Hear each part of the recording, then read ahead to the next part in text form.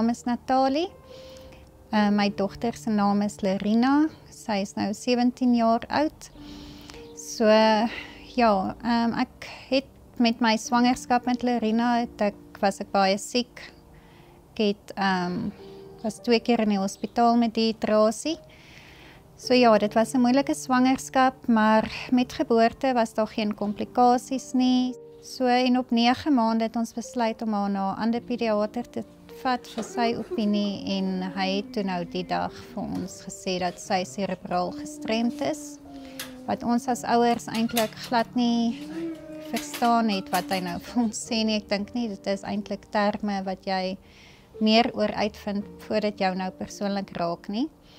So van daar af is ons maar deur 'n klomp toetse met haar en alles het negatief teruggekom. Ons was met haar Pretoria toe, ons was met haar Kaap toe, na dokters daar wat toetse gedoen het, breintoestande getoets, seltoestande en senuweetoestande, maar alles het negatief teruggekom. So ons het nooit eintlik 'n antwoord gekry wat presies met haar of wat met haar fout is nie. Maar verstandelik vergelyk hulle haar met 6 maande en liggaamlik met 1 jaar. So sy kan glad niks vir haarself doen nie. Sy kan nie staan nie, sy kan nie loop nie, sy kan nie praat nie, sy dra nog doek. Ons voer haar nog. Sy drink nie meer 'n bottel nie, maar sy drink maar alles deur 'n strooitjie. Wat hierdie 17 jaar vir ons geleer het, is dat jy kan nie hierdie doen as jy nie naby aan die Here leef nie.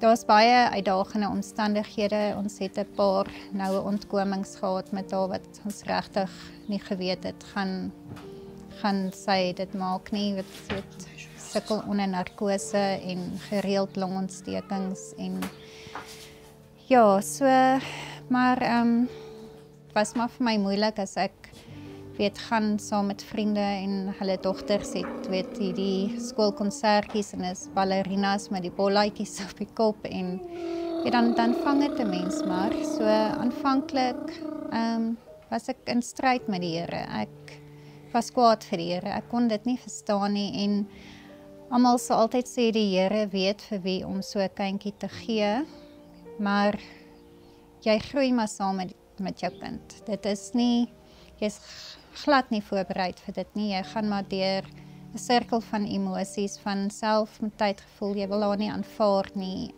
Mens stadium vir my gevoel ek wil net weghardloop. Ek weet nie om hierdie ding te doen nie. En dan ja, ek en Jannie ook oor die jare mekaar baie ondersteun en bygestaan en ek dink dit was maar op die ou end ons behoud. Laat ons mekaar mooi help. Ek weet Jannie is 'n ongelooflike pa. So ja, dit is ons storie. So dag tot dag bestaan ons lewe maar uit in die oggende vir Lerina, sy dra nog doek, maar doek skoonmaak, aantrek, ontbyt gee. Haar dag in my oë met vir haar maar baie vervelig wees, want ja, dit bestaan uit ons oefenaar, my versorger oefenaar en sy speel met haar op die mat.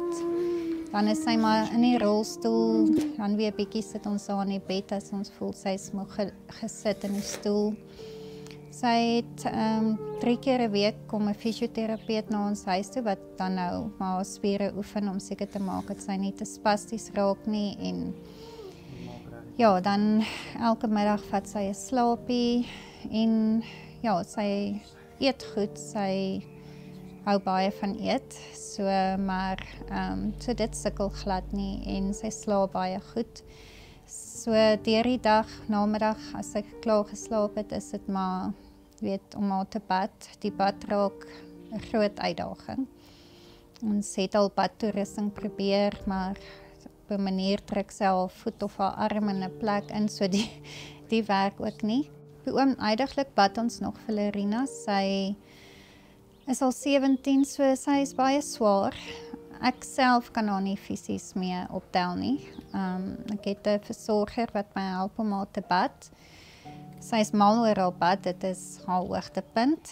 Die grootste uitdagings vir ons op hierdie stadium, of eintlik maar oor haar lewe, is hoe dit mense weet lewe geraak het, nie net in sosiale verband nie, maar ook by die werk, wat nie altyd begrip het, dat jy nie kan, weet, elke oggend betyds is by die werk nie.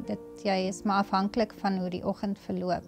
Daar's oggende wat, weet, sy maklik wakker word, en dan is daar oggende wat sy, weet, ontevrede is en ietsie pla, so dan is dit maar moeilik om die werk te balanseer saam met dit. Ek dink wat vir my self bitter moeilik was, is hoe dit die lewe van haar boetie geraak het. Ek dink, sonder dat jy wil, moet jou ander kind maar, of hulle ervaar dit as, hulle moet maar altyd tweede in die ry staan. So, en ja, ek dink dit het ook sy situasie met maats geraak, wat, weet, hulle kom op 'n stadium, dan, weet, is sy skaam gewees, van wou nie maats huis toe bring nie, en kinders, vir alles hulle nog klein is, kan maar bietjie ongenaakbaar wees, en weet, dan nog so goed met een kinderpartytjie wat Janko maats oorgenooi het, wat die een seentjie vir hom, weet, verby Lerina gehardloop het, en net so gaan stilstaan het, en gesê, hoekom is jou sussie so dom? En dit was eintlik oulik, want hy het 'n baie goeie vriend al van kleintyd af. Hulle was nog klein, en toe gryp die een die ander seentjie voor die bors en sê, sy's nie dom nie man, sy's gestremd. So ja, dit is, ek dink mense ander kind het nie 'n maklike lewe nie. Ja, die finansiële implikasies wat gepaard gaan met 'n kind wat gestremd is geweldig. Om kinders groot te maak is duur, maar met 'n gestremde kind is dit 5 keer dit wat jy vir 'n normale kind sou betaal. Dan ook mediese versorging om vir fisioterapie en arbeidsterapie te betaal is ook baie duur. Ons grootste finansiële bekommernis is vir wanneer ons die dag nie meer daar is nie. Sy gaan moet in 'n huis opgeneem word, en dit is duur. In Bloemfontein is daar nie tans so plek nie, maar as jy kyk na die Kaap of Gauteng, is dit 18,000 plus. So dit is 'n uitdaging. Ja, my geestesgesondheid, dit het nie goed gegaan met my vir baie lang tyd nie. Ek dink as ma, jy gaan deur goed soos, wat het ek verkeerd gedoen in my swangerskap? Is my kind gestremd as gevolg van goed wat ek gedoen het of nie gedoen het terwyl ek swanger is nie. So, was ook maar 'n mate van selfverwyte. Ek het baie hard gewerk in die tyd wat ek swanger was, en maar gevoel, maar ek het nie, weet, so goed na myself gekyk soos ek moes nie, baie oor tyd gewerk, en ja, so ek was 2 keer in 'n baie erge depressie. Weet, mens gaan soek antwoorde, maar ek het antwoorde gaan soek by terapeute, psigiaters, antidepressante, en niks het eintlik gewerk nie. Tot ek die dag besluit het om my antwoord by die Here te soek. En net die krag wat ek uit dit uit gekry het, en hoe dit my gehelp het om tot 'n punt van aanvaarding te kom, om net te weet, die Here sal nie iets oor jou pad sit wat hy nie weet jy kan hanteer nie.